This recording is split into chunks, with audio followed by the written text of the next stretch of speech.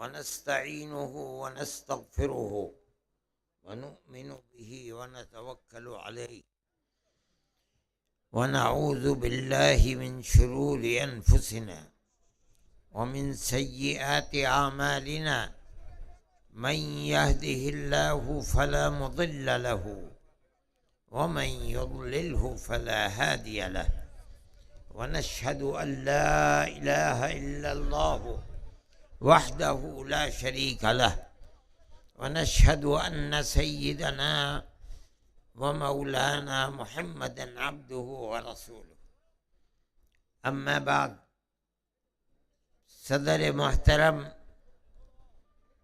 جمعیت علماء کے ورکرز اور تمام حاضرین کرام، مجھ کو بتایا گیا کہ اس جلسے کو بلانے کا مقصد اس زمانے کے اندر بڑا اہم اور نازک ملک بھر کا مسئلہ، ملک کے سب لوگوں کا مسئلہ، ہندو مسلم سکھ اور عیسائی کا مسئلہ، بڑی ذات کے ہندو کا مسئلہ اور چھوٹی ذات کے ہندو کا مسئلہ، اکثریت کا مسئلہ اور اقلیت کا مسئلہ، وہ دستور اور آئین کی حفاظت کا مسئلہ ہے۔ اس جلسے کو مجھے بتایا گیا کہ اس کا بنیادی مقصد یہی ہے، اس لیے میں آپ سے یہ بات کہتا ہوں کہ جمعیت علماء ہند کوئی سیاسی جماعت نہیں ہے۔ ہم نہ الیکشن لڑتے ہیں، نہ کسی سے پارلیمنٹ کی ٹکٹ کی بھیک مانگتے ہیں، نہ کبھی اسمبلی میں جانے کا ارادہ کیا ہے، نہ کرتے ہیں۔ ہم نے تو کبھی دیوبند کی میونسپلٹی کا بھی الیکشن نہیں لڑا۔ کیوں؟ اس لیے کہ جمعیت علماء کوئی سیاسی جماعت نہیں ہے۔ جسے پارلیمنٹ یا اسمبلی کے اندر جانا ہے، میدان خالی پڑا ہوا ہے، جس کا جی چاہے چلا جائے۔ ہم نے جمعیت علماء کو، اس کے دستور کو پکڑ رکھا ہے۔ اس کا مطلب ہے کہ ہمیں سیاست سے کوئی تعلق نہیں ہے۔ جمعیت علماء خالص مذہبی جماعت ہے۔ ملک کی آزادی تک جمعیت علماء ایک سیاسی جماعت تھی۔ ملک کو انگریز کی غلامی سے نجات دلانے کے لیے ہمارے بزرگ سر دھڑ کی بازی لگا رہے تھے، اپنے ساتھ کفن لیے پھرتے تھے۔ کراچی کے اندر انگریز نے کہا کہ آپ انگریز کی غلامی اور انگریز کی ملازمت کے خلاف فتویٰ دیتے ہیں؟ کہا دیتا ہوں۔ کہا جانتے ہو اس کا انجام کیا ہوگا؟ کہا یہ میری اٹیچی میرے ساتھ ہے، جس کے اندر میرا کفن رکھا ہوا ہے، میں انگریز سے اپنا کفن بھی موت کے بعد نہیں لینا چاہتا۔ یہ ہمارے اکابر کا ترے امتیاز تھا۔ اس طرح انہوں نے ملک کی خدمت کی ہے۔ کون مائی کا لال ہے جو ان کے کردار کو پیش کر کے دکھلا دیں، ہم دیکھیں۔ ایک ایک آدمی 9 10 سال انگریز کی جیل میں رہا ہے۔ ہر ایک ہفتے کے اندر 9 دن، اس کا مطلب ہے کہ ان کا جیل میں گزارا گیا ہے۔ اس طرح سے انہوں نے ملک کی آزادی کے 10-20 سال نہیں، 1803 سے لے کر کے 1947 تک علماء نے پھانسی کا پھندا اپنے گلے میں ڈال کر ملک کی آزادی کے لیے کام کیا. ملک آزاد کر دیا تو لوگوں کے اندر ایک لہر چلی کہ ملک ہمارا ہے، ہم اقتدار کے اندر شریک ہو کر اب اپنی دنیا کو آباد کریں گے. جمعیت علماء کا کردار کیا تھا؟ ملک آزاد ہوا اور سن 50 کے اندر انہوں نے اعلان کیا کہ آج ہمارا ملک کی سیاست سے کوئی تعلق نہیں. کیا مطلب ہے؟ ہم نے ملک کی خدمت، آزادی کی زنجیروں کو، غلامی کی زنجیروں کو توڑنے کے لیے اپنا مذہبی فرض سمجھ کر کیا تھا. ہم انگریز کی غلامی کو قبول نہیں کرتے. ہم اپنے مقصد میں کامیاب ہو گئے. اب ہمارا مقصد اپنے ملک سے کوئی فائدہ حاصل کرنا نہیں ہے. نکل کے باہر کھڑے ہو گئے. کس طرح؟ اگر گورنمنٹ انڈیا نے ان کو کوئی نشان دیا، کوئی تمغہ دینا چاہا کہ تمہاری خدمات کی بنیاد کے اوپر ہم تمہیں یہ تمغہ دیتے ہیں، انکار کر دیا، ہم کسی تمغے کو قبول نہیں کرتے. ملک ہمارا ہے، ہم نے اس ملک کی آزادی کے لیے کام کیا، ہمیں کچھ لینا دینا نہیں. ملک آزاد ہو گیا، بڑی اچھی بات ہے. ہمارا یہ کردار ہے. کس نے اپنی ماں کا دودھ پیا ہے جو اس کردار کو پیش کر دے؟ آج لوگ ملک کی دولت کو سمیٹنے کے لیے، برباد کرنے کے لیے ملک کو کہاں تک پہنچ گئے؟ آج $1 کی قیمت روزانہ گرتے چلی جا رہی ہے، 87 روپے ہو گئی. کیوں ہو گئی؟ یہ کہ لوگوں نے ملک کو کھسوٹنا شروع کر دیا، برباد کرنا شروع کر دیا، کھانا شروع کر دیا. اس کے اندر 75 سال کے اندر کہاں سے کہاں پہنچ گیا. مجھے یاد ہے سن 1955 میں سعودی عرب گیا تھا حج کے لیے حضرت رحمت اللہ علیہ کے ساتھ. میں نے خود اپنے ہاتھوں سے 100 ہندوستانی کے 108 ریال خریدے ہیں. ریال کی قیمت روپے سے کم تھی.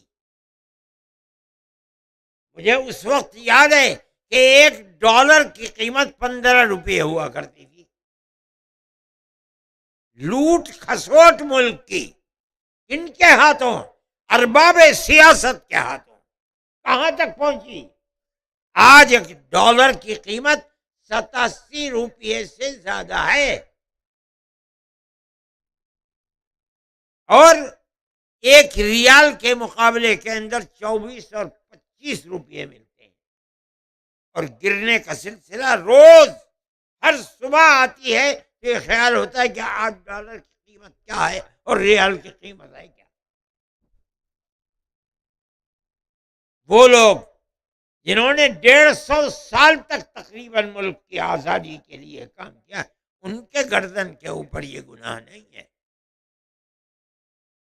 سوچنے کی بات ہے.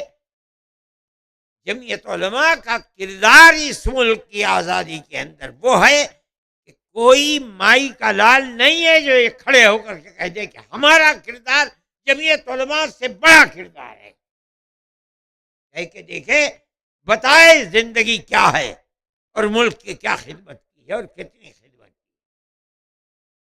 میرے بھائی، ہم نے اپنے آپ کو اقتدار سے ملک کی آزادی کے بعد الگ کر دیا تھا. اب ہمارا کام، ہمارے دستور کو دیکھو اٹھا کر، ہم نے متحدہ قومیت کے لیے کام کیا ہے. حضرت رحمت اللہ علیہ کی کتاب ہے متحدہ قومیت. کیا مطلب ہے؟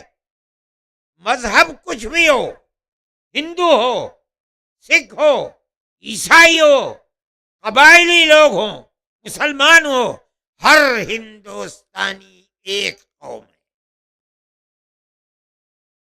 یہ جمعیت علماء کا مسلک ہے، ہمارا نظریہ ہے. وہ لوگ جو مذہب یا اقلیت کی بنیاد پر بانٹ رہے ہیں لوگوں کو، غلط کر رہے ہیں. ہم یہ سمجھتے ہیں کہ چاہے کسی ذات کا ہو، کوئی فرد ہو، اقلیت کا ہو، اکثریت کا ہو، قوم ایک ہے، ہم سبھی ہندوستانی ہیں. ہمارا مسلک ہے، ہم اس کے دعوے دار ہیں، ہم نے اس کے اوپر کتابیں لکھی ہیں. کیوں؟ اس لیے کہ ملک کے اندر رہنے والے سب ایک ہی ہیں. ہم نفرت اور علیحدگی کی سیاست کو پرمپرے دینے والے نہیں. یہ ہمارا مذہب ہے. ہم سمجھتے ہیں کہ ملک کا ہر فرد، غریب، فقیر، امیر، پنڈت، گوجر اور دلت، اقلیت اور اکثریت، سب ایک قوم ہے. آج کی سیاست یہ نہیں ہے. آج جس سیاست کا نعرہ لگایا جا رہا ہے وہ یہ ہے: اکثریت ہندو ایک قوم ہے، مسلم دوسری قوم ہے، دلت تیسری قوم ہے. متحدہ قومیت کا نعرہ نہیں ہے. یہی بنیاد ہے ملک کی تباہی. آج کہاں ہے محبت؟ مسلمان اس ملک کے اندر 100 200 سال، 1000 سال سے نہیں ہے. تاریخ کے پڑھنے والے نہیں جانتے. سب سے پہلے اسلام پہنچا کیرلا کے اندر، پہلی صدی کے اندر اسلام پہنچ گیا. اس کے بعد سندھ کے اندر پہنچا، محمد بن قاسم آئے وہاں، اور دوسری صدی کے اندر پنپنے لگا اسلام. اس کا مطلب ہے کہ مسلمان اس ملک میں 1300 سال یا 1400 سال سے رہتا ہے، گاؤں در گاؤں رہتا ہے. ملک کے اندر سب ایک دوسرے کے، یہ ہے متحدہ قومیت. آج جس نفرت کی سیاست کو دنیا کے اندر جنم دیا جا رہا ہے اور سیاست کی بنیاد بنا کر کام کیا جا رہا ہے، یہ ہندوستان نہیں ہے. 1400 سال سے ہندوستان کی یہ تاریخ نہیں ہے. اگر ایسا ہوتا تو اسلام اور مسلمان تو ختم ہو جاتے، مگر ختم تو نہیں ہوئے. 1757 کے اندر، 1857 نہیں، 1757 میں جب ہندوستان کی سرحدیں تقسیم شدہ سرحدیں نہیں تھیں، برما تک، افغانستان تک، سری لنکا تک ہندوستان پھیلا ہوا تھا. اس وقت پورے ہندوستان کی آبادی 4 کروڑ. آپ سمجھتے ہیں ملک آزاد ہوا. اگر آپ آج پورے ہندوستان کو لیں جو اس وقت ہندوستان تھا، جس کے اندر بنگلہ دیش، سری لنکا، پاکستان، ہندوستان سب ایک ملک تھا، کیا تعداد ہے؟ ہندو کی کیا تعداد ہے؟ مسلمان کی کیا تعداد ہے؟ متحدہ قومیت تھی. لوگ پنپ رہے تھے، کھا رہے تھے، پی رہے تھے، گاؤں در گاؤں بھائی بھائی کی طرح رہے تھے. آج کی سیاست یہ ہے کہ اس متحدہ قومیت اور اس محبت ملک کے اندر ایسا لگتا ہے کہ جیسے زلزلہ آ گیا ہے، اس کو آگ لگانا چاہیے. میرے بھائی، ملک آزاد ہوا. میں آپ کو مختصر کرتا ہوں اس لیے کہ وقت بہت ہو گیا ہے. ملک آزاد ہوا. ملک کی آزادی کے بعد کیا ہوا؟ ملک کے اندر تو پیار و محبت تھی،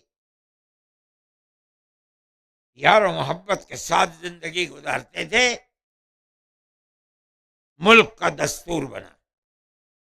آپ دیکھیے جمعیت علماء کی تاریخ کو، جیسے جیسے یہ پتا چلتا تھا کہ ملک آزاد ہونے کے قریب چل رہا ہے. 10 سال میں، 5 سال میں، 6 سال میں ملک آزاد ہو جائے گا. 1940 میں انگریز نے اپنے پٹھوؤں سے کہہ کر کے ملک کی تقسیم کی بات کی. جمعیت علماء سمجھ گئی کہ رخ کیا ہے، چھوڑ کر جائے گا لیکن ایسا ناسور پیدا کر کے جائے گا کہ قوم اس سے نکل نہیں پائے گی. جمعیت علماء نے برابر یہ بات کہنی شروع کی. پنڈت جواہر لال نہرو سے، ان کے والد موتی لال نہرو سے، گاندھی جی سے کہ آپ ہمیں یہ یقین دلائیے کہ ہم نے ملک کی آزادی کے لیے 150 سال کام کیا ہے. صرف دلی کے اندر 32,000 علماء کو پھانسی دی گئی. یہ ہماری تاریخ ہے. آپ ہمیں یقین دلائیے کہ ملک آزاد ہوگا تو اس کا دستور سیکولر دستور. ہمارے پاس تحریریں موجود ہیں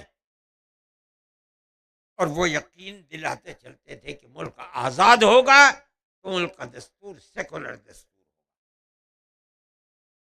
ملک آزاد ہو گیا، بدقسمتی سے تقسیم بھی ہو گیا.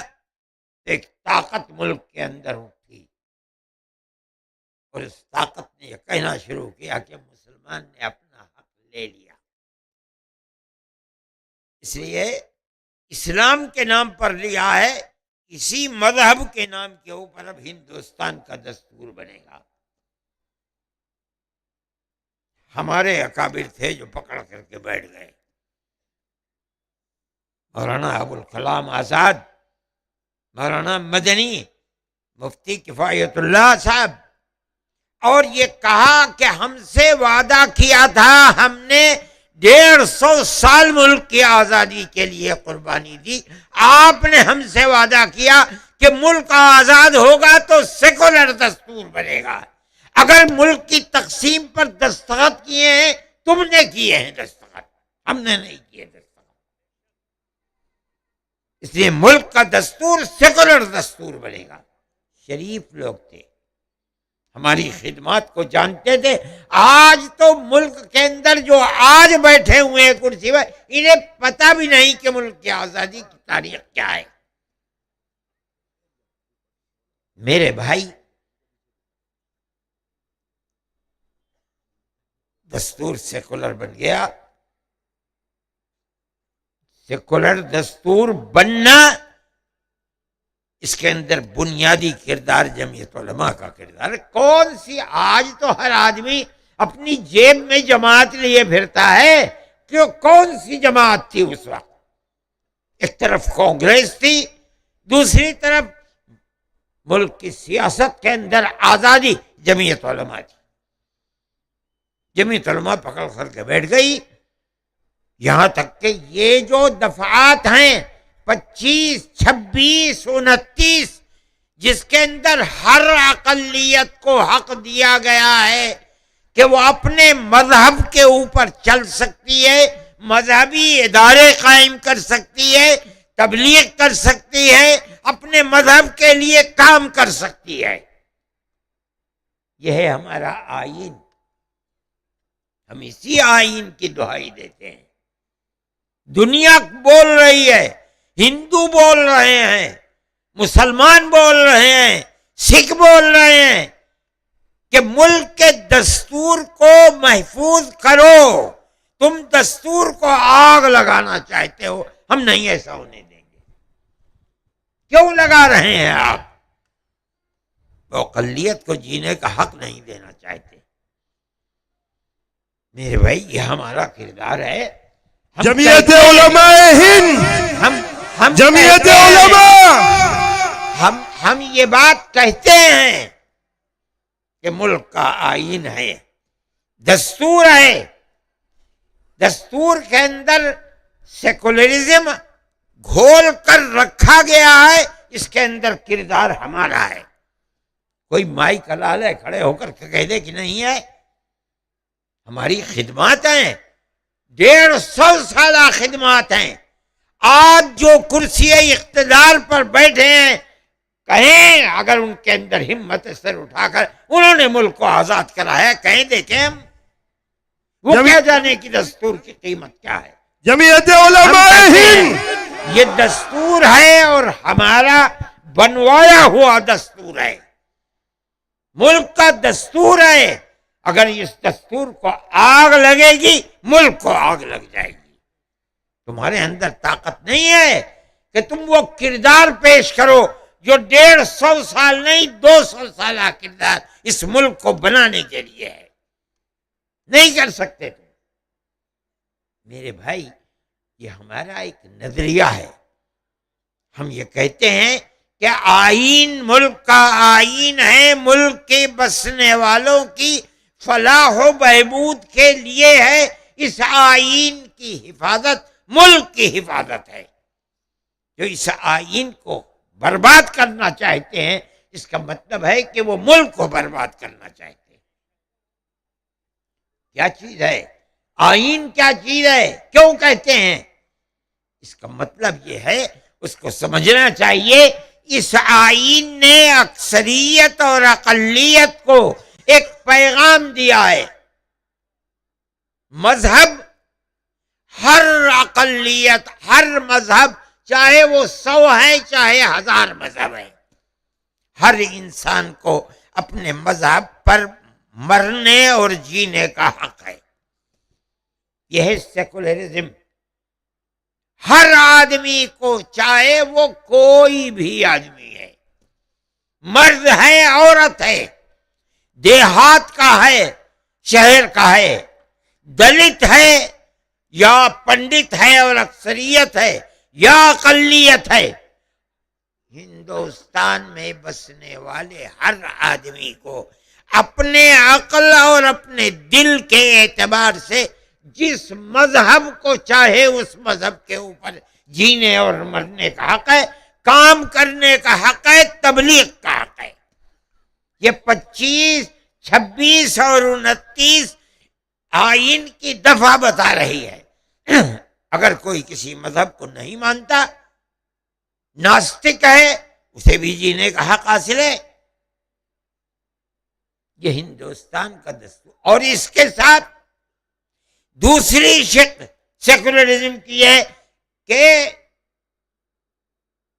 سیاست کا کوئی مذہب نہیں، اقتدار کا کوئی مذہب نہیں ہے. کیا مطلب ہے؟ جن کے ہاتھ میں اقتدار کی رسی ہے وہ پابند نہیں کر سکتے کسی کو مذہب کا. دستور یہ کہتا ہے. اسی کا نام سیکولرزم ہے. ہر آدمی کو اپنے دستور پر جینے کا، مرنے کا، کام کرنے کا حق ہے، لیکن حکومت کا اپنا کوئی دستور نہیں ہے. حکومت اس کی پابند ہو جائے، یہ نہیں ہو سکتا. آج ملک کا طریقہ کیا ہے؟ بالکل اس کے خلاف ہے. آج حکومت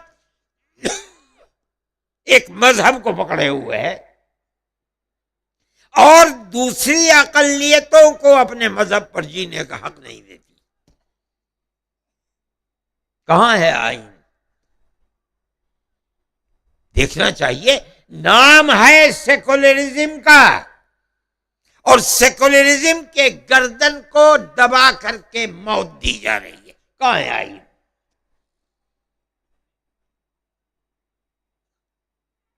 کسی اقلیت کو، میں کہتا ہوں کھل کر کے، مسلم اقلیت کو مذہب پر جینے کا کیا حق دے رہے ہیں آپ؟ آپ نے کہا وقف کے مسئلے کے اندر، میں جس دن بہار میں ہمارا جلسہ ہوا ہے جمعیت علماء کا، اس دن رات میں مجھ سے ایک صاحب نے کہا کہ آج پرائم منسٹر کی تقریر ہوئی ہے، اس کے اندر کہا ہے کہ وقف کا ذکر کہیں دستور کے اندر نہیں ہے. میں نے کہا عجیب و غریب چیز ہے. میں نے اسی تقریر میں کہا گئی تھی یہ بات کہ مجھے حیرت ہے کوئی یہ کہنے لگے کہ حج کا ذکر ہندوستان کے آئین میں نہیں ہے اس لیے ختم، رمضان کا ذکر ہندوستان کے آئین میں نہیں ہے اس لیے رمضان ختم. نماز کا ہندوستان کے آئین میں نام نہیں ہے، ختم، نماز نہیں ہوگی۔ ارے بابا، مذہب کا ذکر آ گیا، ہماری مذہب کی ہر چھوٹی سے چھوٹی، بڑی سے بڑی چیز جب ہمارے مذہب کا ذکر آ گیا، ہمیں اپنے مذہب پر جینے کا حق ہے۔ اس کا مطلب ہے ہر مذہبی چیز پر ہمیں جینے کا حق ہے۔ یہ کیسی بات ہے؟ مذہب کے ایک ایک جز کا ہندوستان کے دستور کے اندر نام آئے، یہ کوئی چیز نہیں ہے۔ ہم یہ سمجھتے ہیں کہ وقف ہماری مذہبی چیز ہے، اور اب نئی طرح طرح کی دوسری چیزیں۔ اتراکھنڈ نے یونیفارم سول کوڈ کر دیا، گجرات کے اندر بھی اسی طریقے کی چیز ہے۔ جمعیت علماء اس سلسلے کے اندر بالکل آزادانہ طور کے اوپر کام کرتی ہے، اس لیے کہ دستور کو بنانے کے اندر، اقلیتوں کو حقوق دلانے کے اندر، اس دستور کے اندر جمعیت علماء کا بنیادی کردار ہے۔ ہم اس چیز کو لے کر کورٹ کے اندر جائیں گے، ہم لے جا کر پیش کریں گے، ہم سپریم کورٹ کے سامنے چیزوں کو رکھیں گے انشاءاللہ۔ اب یہ آج تک اتراکھنڈ کی ہائی کورٹ بند تھی، 10 تاریخ کو کھلے گی۔ ہم 10، 11، 12 کے اندر انشاءاللہ کورٹ کے اندر چلے جائیں گے، اور ہم جا کر اس کے خلاف ارشد مدنی کرم بڑھاؤ۔ ہمیں یقین ہے کہ ہمیں ہمارے دستور اور آئین نے جو حقوق دیے ہیں، ہائی کورٹ اور سپریم کورٹ کے اندر ہم جیتیں گے۔ اگر ہائی کورٹ میں نہیں جیتے، انشاءاللہ سپریم کورٹ میں جیتیں گے۔ نعرہ تکبیر، نعرہ تکبیر۔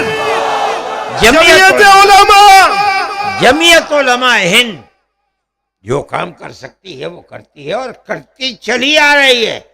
جن لوگوں کے اوپر دہشت گردی کا الزام لگا ہوا ہے، جس پولیس والے کا جی چاہتا ہے الزام لگا کر کے جیل میں بند کر دیتا ہے۔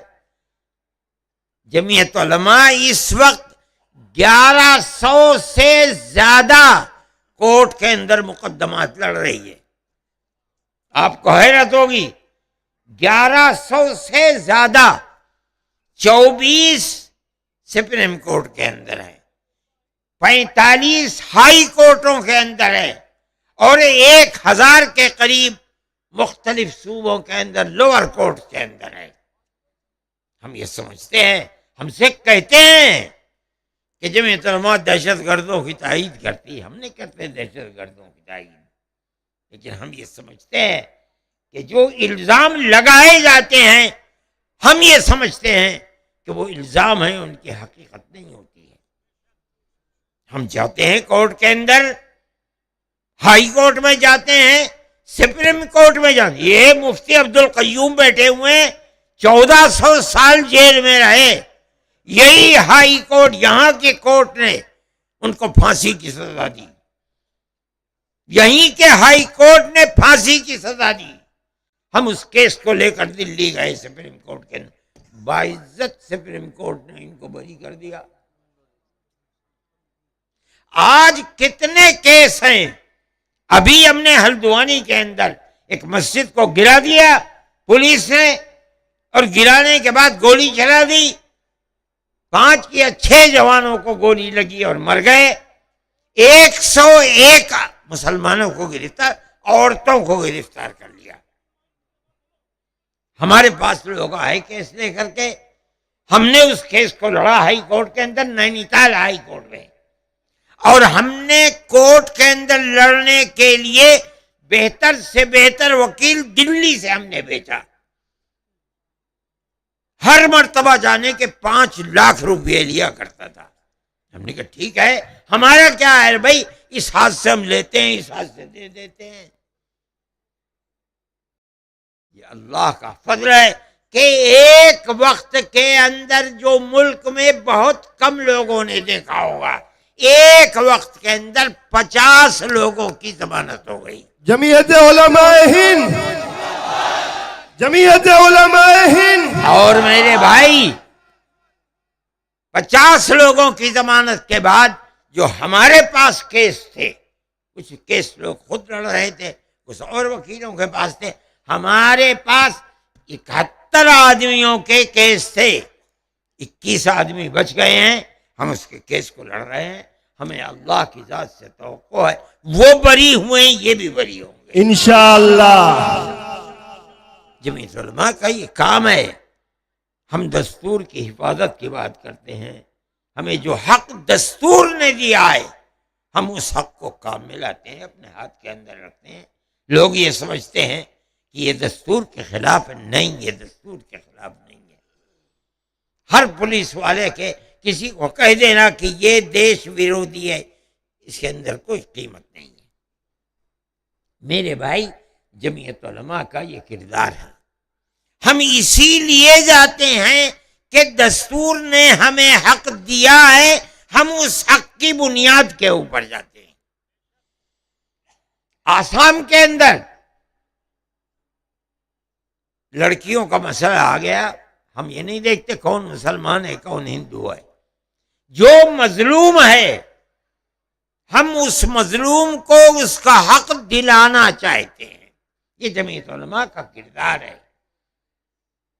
تقریباً 48 لاکھ عورتیں، بنیاد کیا تھی کہ ان کے ماں باپ کے پاس ہندوستان کی نیشنلٹی تھی، لڑکی کی شادی ہو گئی، وہ مان لیجئے ایک شہر سے آسام کے دوسرے شہر میں چلی گئی اپنے شوہر کے ساتھ، اسے ضرورت ہے سرٹیفکیٹ کی، تو دستور یہ تھا کہ پردھان سے کہا جاتا تھا کہ تم اس کے سرٹیفکیٹ دے دو، انہوں نے سرٹیفکیٹ دے دیا۔ اس طرح کی عورتیں 48 لاکھ عورتیں تھیں، 27 لاکھ مسلمان عورتیں تھیں اور 24 لاکھ 23 لاکھ ہندو عورتیں تھیں۔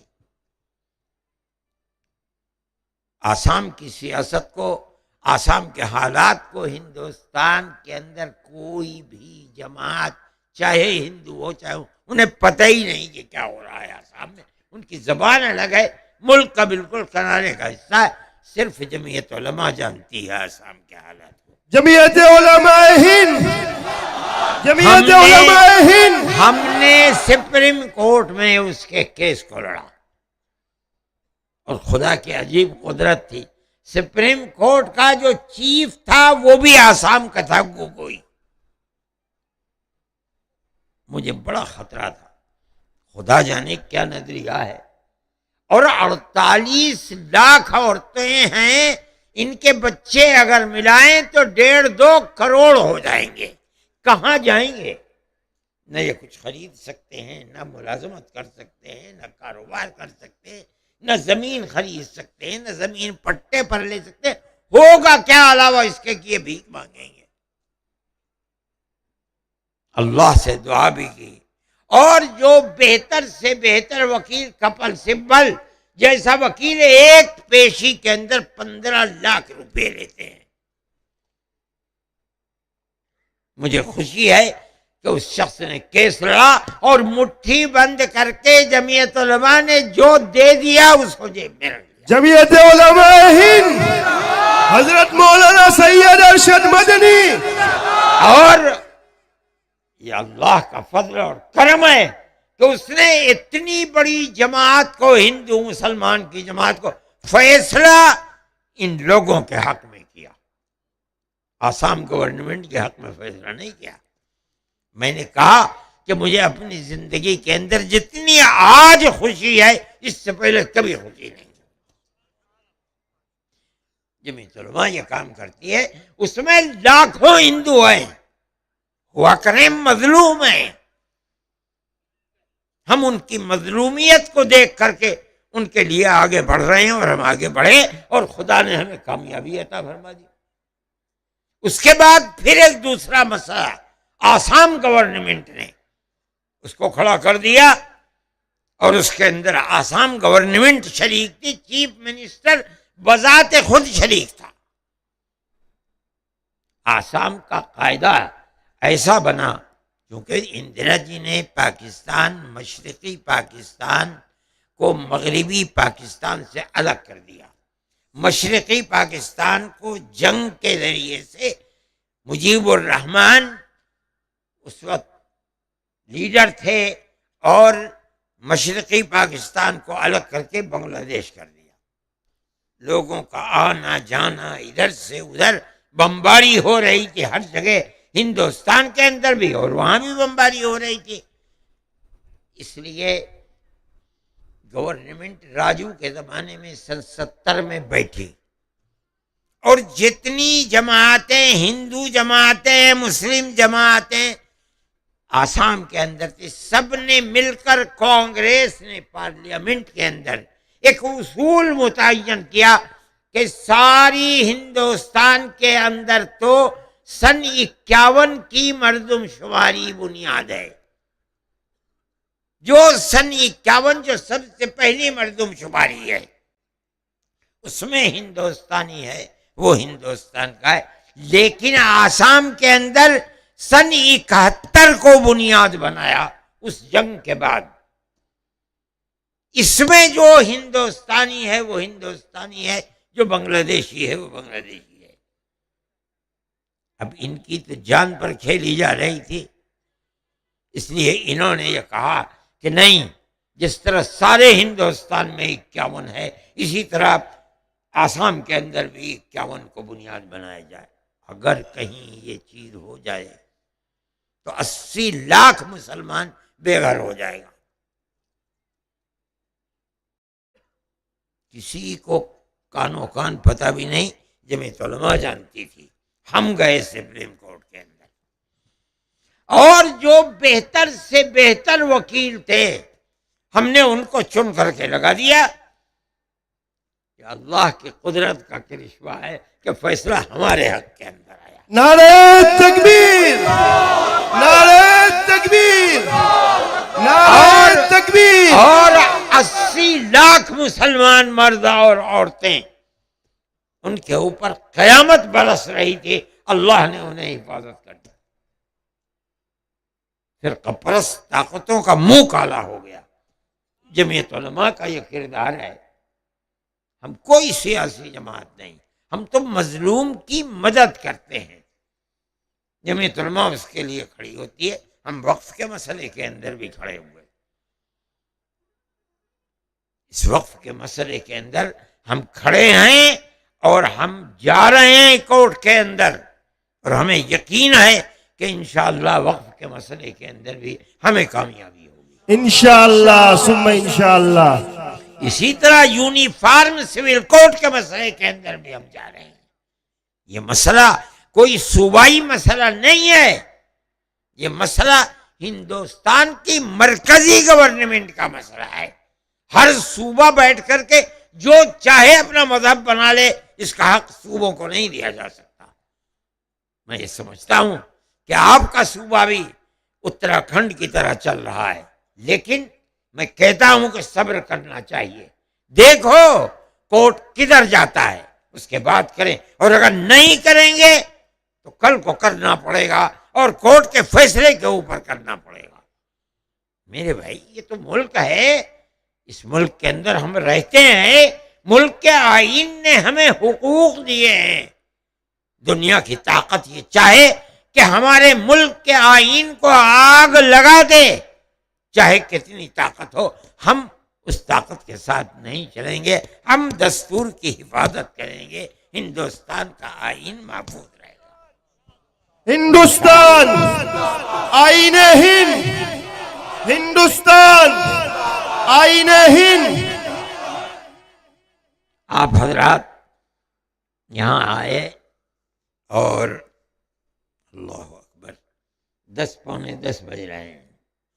میں تو اب اپنی معذوری کی وجہ سے، بیماریوں کی وجہ سے طرح طرح کے جلسوں میں شریک بھی نہیں ہوتا ہوں، اور میں نے کہا تھا میں اسی لیے نہیں آتا ہوں، میرا معمول ہے 9:30 بجے سو جاتا ہوں۔ میں نے ان سے کہا کہ بھائی میں نہیں جا پاؤں گا، مگر مانتے نہیں ہیں، اصرار انہوں نے کیا، میں آ گیا۔ میں آپ حضرات کو مبارکباد دیتا ہوں۔ میں آپ حضرات کو مبارکباد دیتا ہوں کہ آپ اتنی بڑی تعداد میں یہاں شریک آئے. جلسے کے اندر مذہبی تقریریں ہوئیں، وہ تقریریں قابل قدر تھیں، لیکن انہوں نے مجھ سے کہا کہ ہمارا مقصد جلسہ بلانے کا یہ ہے کہ ہم آئین کے تحفظ کے سلسلے کے اندر بات کریں. ہم آئین کی حفاظت کرتے ہیں، ویسی حفاظت نہیں جیسے آج کل ارباب اقتدار کہتے ہیں کہ زبان سے کچھ ہے اور کردار کچھ ہے. ہم ملک کی حفاظت کرتے ہیں، ہم آئین کی حفاظت کرتے ہیں، اور ہم آئین کی حفاظت ایک ایک دفعہ میں کرتے ہیں. اور ہم سمجھتے ہیں کہ اگر دستور اور آئین ختم ہوگا تو ملک ختم ہو جائے گا، ملک میں بدامنی آئے گی. اور میں یہ بات کہتا ہوں خاکم بدہن، اور مجھے اچھا نہیں لگتا کہ ملک چل رہا ہے بربادی کی طرف. میرے بھائی، آپ حضرات جمع ہوئے یہ سننے کے لیے. جمعیت علماء کا ایک کردار ہے، آپ جمعیت علماء کے ورکرز ہیں، اور جہاں جاتے ہیں جمعیت علماء کے ورکرز لاکھوں کی تعداد میں شریک ہوتے ہیں. گورنمنٹ کی رپورٹ ہے کہ ہم نے جو کڑپا کے اندر کیا اس کے اندر 7 لاکھ آدمی جمع ہوا. آپ نے دلی کے ہال کو دیکھا، وہ ہال 40,000 آدمیوں کا ہے، بالکل. اور جتنے اندر تھے اس سے زیادہ باہر تھے. ہم نے اپنی آواز کو پہنچایا. میں اپنی پیرانہ سالی کی بنیاد کے اوپر گجرات نہیں آ سکا، لیکن میں آیا. جمعیت علماء کی جو آواز ہے وہ میں آپ کے سامنے رکھ رہا ہوں. مجھے آپ سے کسی چیز کی طلب نہیں ہے. میں یہ کہتا ہوں کہ آپ جب ہاتھ اٹھا کر دعا کریں تو آپ اپنے ملک کے لیے پیار و محبت، صلح و آشتی اور امن و امان کی دعا کریں. مذہب سے اوپر ہو کر یہ دعا کریں کہ ملک کے ہر بسنے والے کے دل میں ایک دوسرے کے ساتھ پیار و محبت ہونی چاہیے. جمعیت علماء کا یہی کردار ہے. ہم ہندو مسلم کو نہیں دیکھتے. میں ابھی کل دفتر کے اندر تھا اور میں نے یہ معلوم کیا کہ جو وظائف دیے جاتے ہیں کتنے ہندو ہیں اور کتنے مسلمان ہیں. اب اگلے مہینوں کے اندر ہم انشاءاللہ دیں گے. ہم تقریباً 1.5-2 کروڑ روپیہ وظائف کے لیے جو بہترین تعلیم حاصل کرنے والے ہیں BUMS سے لے کر کے نیچے تک، ہم ان کی ماہان یعنی سال میں 1 مرتبہ مدد کرتے ہیں. اس کے اندر میں نے کہا ہندو اور مسلمان دونوں ہیں، کہا دونوں ہیں. ہم ان کو بھی دیتے ہیں، ان کو بھی دیتے ہیں. ہمارے نزدیک ہندو اور مسلمان کوئی چیز نہیں ہے. ہم سب ہندوستانی ہیں. ہندوستان ہمارا ملک ہے، یہیں ہمیں جینا ہے، یہیں ہمیں مرنا ہے. ہندوستان، نعرہ تکبیر، علماء دیوبند. میں مفتی عبدالقیوم صاحب اور دوسرے جمعیت علماء کے ورکرز سے، آپ حضرات سے، اور قرب و جوار کے جن لوگوں نے اس اجتماع کے لیے کوشش کی، یہ محنت کی ہے، اور وہ ورکرز جو اس اجتماع کو پرامن رکھنے کے لیے کام کر رہے ہیں، وہ پولیس والے جو انتظام کو برقرار رکھنے کے لیے خدمت کر رہے ہیں، میں ان سب کا شکریہ ادا کرتا ہوں. انہوں نے ہمارے ساتھ تعاون کیا. ہم اپنی بات آپ تک کہہ سکے اور آپ نے اپنی بات، ہماری بات کو سنا. میں آپ سب کا شکریہ ادا کرتا ہوں اور آپ سے اجازت چاہتا ہوں. وآخر دعوانا ان الحمد للہ رب العالمین. اللہم انا نشہدک انت اللہ لا الہ الا انت الاحد الصمد الذي لم يلد ولم يولد ولم يكن له كفوا احد. اللهم صل على سيدنا عبدك ورسولك محمد النبي الأمي وعلى آله وأصحابه وأهل بيته وبارك وسلم كما تحب وترضى عدد ما تحب وترضى. اے اللہ ہمارے اس اجتماع کو قبول فرما. مبارک فرما، ہمارے اس ملک کے اندر سب بسنے والوں کے دلوں میں پیار و محبت کو پیدا فرما، ملک میں امن و امان کو قائم فرما، مذہب سے اوپر اٹھ کر ایک دوسرے کے دل کے اندر پیار کو پیدا فرما، اے الہ العالمین امن و امان کو قائم فرما، ہماری پرانی پیار و محبت کی تاریخ کو ملک میں زندہ فرما، اے الہ العالمین جو طاقتیں اس پیار و محبت کی تاریخ کو آگ لگانا چاہتی ہیں، اے اللہ انہیں خائب و خاسر فرما، ذلیل و رسوا فرما، ناکام و نامراد فرما، اے الہ العالمین ہمارے ملک کے اندر امن و امان کو قائم فرما، اے اللہ ہماری مسجدوں کی حفاظت فرما، ہمارے مدرسوں کی حفاظت فرما، ہمارے دین کی حفاظت فرما، اسلام کی حفاظت فرما، ہمارے بیماروں کو شفا عطا فرما، اے الہ العالمین پریشان حال لوگوں کی پریشانی کو دور فرما دے، اے پروردگار ہم آپ کے کرم کے محتاج ہیں، آپ کرم فرمائیے، اے پروردگار ملک میں امن و امان کو قائم فرمائیے، ہماری پرانی ہزاروں سال کی پرانی تاریخ محبت کی تاریخ کو زندہ فرمائیے، پیار و محبت کو پیدا فرمائیے، اے اللہ جو آگ لگانا چاہتے ہیں ان کی کمر کو توڑ دیجئے، خائب و خاسر فرمائیے، اور ملک کے اندر پیار و محبت کو قائم فرمائیے، اے اللہ ہمیں موت دیجئے تو ایمان کے ساتھ دیجئے، میدان محشر میں نبی کریم علیہ السلام کی شفاعت عطا فرمائیے، اور اے اللہ اپنی جنت میں جگہ عطا فرمائیے،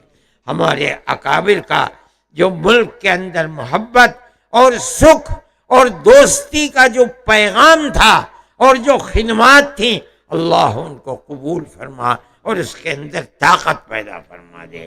وآخر دعوانا ان الحمد للہ رب العالمین وصلی اللہ تعالی علی خیر خلقہ سیدنا محمد وعلى آلہ واصحابہ اجمعین۔ جزاکم اللہ خیرا واحسن الجزاء۔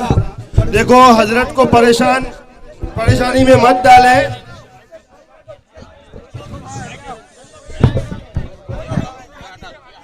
اور انشاءاللہ ہمارے اکابر کو بار بار ہمیں سننا ہے انشاءاللہ، یہ موقع آخری موقع نہیں ہے، لہذا اسٹیج پر کوئی نہ ہے، اسٹیج پر کوئی نہ ہے، وارنٹر حضرات سے درخواست ہے خود بھی اتر جائے۔ دیکھو روڑا نہ بنے، رکاوٹ نہ بنے، حضرت کا راستہ خالی کر دیں۔ اسٹیج پر کوئی نہ ہے بھائی،